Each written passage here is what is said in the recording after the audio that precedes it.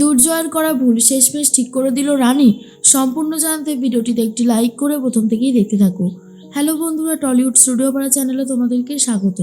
গল্পের শুরুতেই দেখা যায় যে রানীর সাথে কথা বলতে থাকে ধ্রুব। ধ্রুব এমন করে রানীর সাথে কথা বলে যেন রানীর বয়ফ্রেন্ড হয় এই ধ্রুব। আর রানীও ধ্রুবর হাত ধরে বলতে থাকে, দেখো তোমাকে চড় মারাটা আমারও উদ্দেশ্য ছিল না, কিন্তু তুমি আমার মাথাটা এমনই গরম করে দিয়েছিলে যে সেই মুহূর্তে দাঁড়িয়ে আমিও একটা ভুল করে ফেলেছি। তুমি আর কখনো আমাকে এই সমস্ত কথা বলবে না, ঠিক আছে? মনে থাকবে তো? দূর থেকে দুর্জয় লক্ষ্য করে রানী হাত ধরে রয়েছে ধ্রুবর। আর এটা দেখার পরেই দুর্জয়ের মাথায় প্রচণ্ড রাগ চেপে যায়। দুর্জয় আর কোনোভাবেই নিজেকে শান্ত করতে পারে না। অন্যদিকে রানীও ধ্রুবর সাথে কথা বলেই যাচ্ছে। ধ্রুব তখন বলে, না না রানী, আমি আর কখনোই খারাপ কথা বলবো না। এখন থেকে তুমি আর আমি শুধুই বন্ধু। আর এই সমস্ত অনেকক্ষণ ধরে চলছে, যেটা দেখে দুর্জয় প্রচণ্ড রেগে গেছে। এরপরে দুর্জয়কে ফোন করেছে অনিশা আর বলে, কি রে জয়, তুই কোথায়? এদিকে তো সমস্ত ডক্টররা তোর জন্য অপেক্ষা করছে, আয় শিগগিরই। দুর্জয় তখন বলে, আমি এক্ষুনি আসছি বলেই হসপিটালের দিকেই রওনা দেয়। আর এর মধ্যেই দেখা যায় রানী ধ্রুবকে বলে, এক্ষুনি আমার ক্লাস আছে, আমি আসছি, ঠিক আছে? আর তুমিও চলে এসো, লেট করো না। এসব ক্লাসে লেট করাটা একদমই ঠিক নয়। আশা করি তুমি আমার কথাটা বুঝতে পেরেছো। ধ্রুব তখন বলে, হ্যাঁ আমি এক্ষুনি যাচ্ছি। এইদিকে ডক্টর মিত্র অপেক্ষা করেই যাচ্ছে আর বলে, ম্যাডাম কখন আসবে দুর্জয় সেনগুপ্ত? আমরা তো অনেকক্ষণ থেকেই ওনার জন্য অপেক্ষা করছি। তখনই অনিশা বলে, চলে আসবে, এক্ষুনি চলে আসবে, আর একটু সময় দিন। ওই তো চলে এসেছে। এরপরই দুর্জয় ডাক্তারি পোশাক পরে চলে তো এসেছে ঠিকই, কিন্তু মাথার মধ্যে ওই একটা চিন্তাই ঘুরপাক খাচ্ছে যে কিভাবে রানী আমাকে ঠকাতে পারলো। এরপরে ডক্টর মিত্র বলে, কি হলো দুর্জয় সেনগুপ্ত, আপনি ঠিক আছেন তো?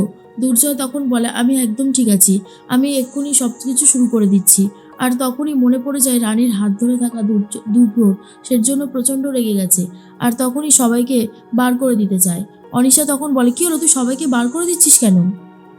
দুর্জয় বলে, যখন আমি ট্রিটমেন্ট করব তখন কেউ থাকবে না, এই আমি বলে দিলাম, বেরোন বেরোন আপনারা। এরপর ডক্টর মিত্র আরেকজন ডক্টরকে ইশারা দিয়ে বুঝিয়ে দেয় কি করতে হবে। ওনারা তো ঘর থেকে বেরিয়ে গেছে। আর এরপরই দুর্জয় মিস্টার বাজাজকে ট্রিটমেন্ট করতে শুরু করে। আর একজন ডাক্তারকে, জুনিয়র ডাক্তারকে বলে, আপনি এক্ষুনি আমাকে ইঞ্জেকশনের সিরিঞ্জটা দিন, ওই ওষুধটা দিয়ে দিন, তাড়াতাড়ি দিন। আর সেই ডাক্তারটার হাত কাঁপতে থাকে অপরাধ করার সময়। দুর্জয় তখন বলে, কি হলো, দিন তাড়াতাড়ি, পেশেন্টের অবস্থা খারাপ হয়ে যাচ্ছে। কথাটা কি কানে যাচ্ছে না নাকি? জুনিয়র ডাক্তার চেষ্টা করেই যাচ্ছে, কিন্তু কোনোভাবেই আর হচ্ছে না। তারপরেই দুর্জয় নিজে এসে ইঞ্জেকশনটা নিয়ে তাড়াতাড়ি করে মিস্টার বাজাজকে দিয়ে দেয়। এরপরেই আস্তে আস্তে দুর্জয় বুঝতে পারে পেশেন্টের অবস্থা আরোই খারাপ হয়ে যাচ্ছে। তারপরে অনেক কিছু করার চেষ্টা করে যাচ্ছে। অন্যদিকে দেখা যায় শুক্লা পুজোতে বসে পড়েছে। শুক্লা পুজোতে বসে ঠাকুরের কাছে প্রার্থনা করতে থাকে যেন ছোট বৌমা ভালো থাকে, ছোট বৌমার সন্তানও ভালো থাকে, এই পৃথিবীতে যেন সুস্থভাবে সে আসে, আর দুর্জয় ভালো থাকে, সবারই ভালো থাকার কথা চিন্তা ভাবনা করছে। আর তখনই হঠাৎ করে প্রদীপটা নিভে যায়, যেটা দেখার পর শুক্লার ভীষণই চিন্তা হতে থাকে। আর বলে, এটা কি হলো, প্রদীপটা এভাবে নিভে গেল কেন? প্রদীপটা তো নিভে যাওয়ার কথা ছিল না, এরকম হলো কেন? তাহলে কি কোনো বড় বিপদ আসতে চলেছে?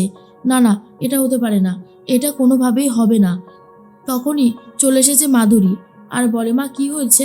তখনই শুক্লা বলে, আচ্ছা তোমার কি ছোট বৌমার সাথে কথা হয়েছে গো? সেজ বৌমা আর সাথে কথা হয়েছে, জিজ্ঞেস করো না ওর আবার রানীর সাথে কথা হয়েছে কিনা। তখনই মাধুরী বলে, না মা, আমাদের কারোরই তো আজকে রানীর সাথে কথা হয়নি। এখন যা টাইম, রানী হয়তো ক্লাসে চলে গেছে, টিফিন টাইম শেষ হয়ে গেছে, এখন তো আর রানীর সাথে কথা বলা যাবে না।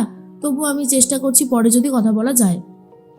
অন্যদিকে দেখা যায় যে বারবার করে একটা কথাই শুক্লা ভাবে, তার ছোট বৌমা যেন ঠিক থাকে। এর মধ্যেই রানী চিন্তা ভাবনা করতে করতে এগিয়ে আসছে। তখনই ডাক্তার বলে, এই যে রানী, তুমি কোথায় গেছিলে বলো তো? এক্ষুনি তো আমাদেরকে যেতে হবে। দেখো আজকে আমরা দেখাবো যে হসপিটালে কীরকম পরিবেশ থাকে, কত কী না ঘটে, সব কিছু রিয়েল দেখাবো। তারপরে আমাদের ওয়ার্ডেও নিয়ে যাব, পেশেন্টদের সাথেও সবটা দেখাবো। সব আজকে কিন্তু একদম রিয়েল ক্লাস হবে, মনে থাকবে তো? কেউ কিন্তু কোনো দিকে ধ্যান দেবে না, তাহলে কিন্তু আর শিখতে পারবে না, এই কথাটা মনে থাকে যেন। এর মধ্যেই রানীও চলে গেছে ভেতরে, সবাই মিলেই যাচ্ছে। আর তখনই অনেক ভেতরে সিকিউরিটি পুলিশ টুলিশ দেখে রানীদের স্যার একজনকে জিজ্ঞেস করে, কি হয়েছে বলুন তো ডাক্তার, এরকম অবস্থা কেন? তখনই সেই ডাক্তার বলে, আর বলবেন না, মেডিকেল কলেজে কোনো ভিআইপি আসা মানেই তো চারিদিকে বিশৃঙ্খলা, পুলিশ, তারপরে বডিগার্ড, সব কিছুই তো থাকে। আপনি মিস্টার বাজাজের নাম শুনেছেন তো? উনি তো বি হেলদি নার্সিংহোমে ভর্তি ছিলেন। ওখানে যন্ত্রাংশের কোনো ত্রুটি দেখা দিয়েছে, আরও অনেক প্রবলেম দেখা দিয়েছে। তাই মিস্টার বাজাজকে এখানে নিয়ে আসা হয়েছে কোনো টেস্ট করার জন্য। আর ডাক্তার দুর্জয় সেনগুপ্তকে চেনেন তো? উনি এই কেসটা হ্যান্ডেল করছেন আর কি। ভিআইপি ডক্টর বলে কথা, ভিআইপি মানুষেরই দেখাশোনা করছে। ওইদিকে সব ঠিকই আছে, তাই জন্য এত ভিড়, এত সিকিউরিটি গার্ড, এত পুলিশ সব কিছুই রয়েছে।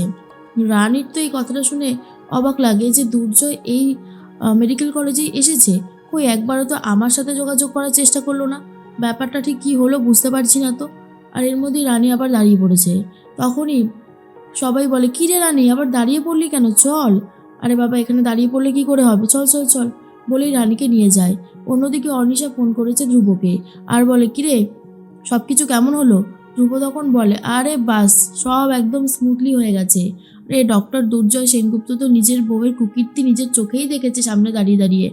আর ওর যা রিয়াকশন ছিল না, আমি আড়াল করে করে দেখেছি। আজকে একটা ধুমধুমার কাণ্ড হবেই হবে, তুই মিলিয়ে নিস। অনিশা বলে, আমি তো এটাই চাইছি।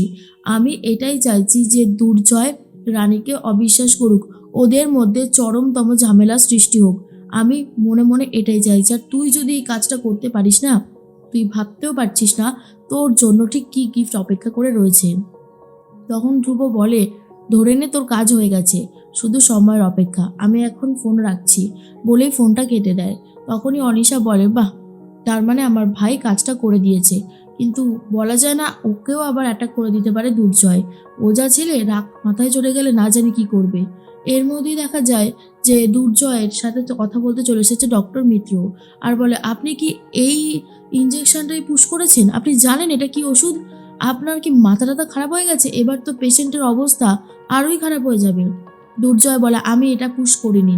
তখন ডক্টর মিত্র বলে, তাহলে এটা খালি কেন? এর মধ্যে ওষুধটা গেল কোথায়? আপনি নিশ্চয়ই এই ওষুধটাই পুশ করেছেন, আর তার জন্য ওনার সেন্সার ফিরছে না। আপনি এত বড় ক্ষতি করলেন, এত বড় ভুলটা আপনার হয় কি করে? তখনই অনিশা আর মিস্টার বাজাজের পিএ চলে এসেছে আর বলে, কি হয়েছে? স্যারকে ভুল ওষুধ প্রয়োগ করা হয়েছে, এই ডক্টরটা করেছে তাই না? আমি প্রথম থেকেই বলেছিলাম এই ডক্টরটাকে আমার পছন্দ না। ইনি বেশি কথা বলে আর কাজ করে কম, নিশ্চয়ই ভুল করেছে তাই তো?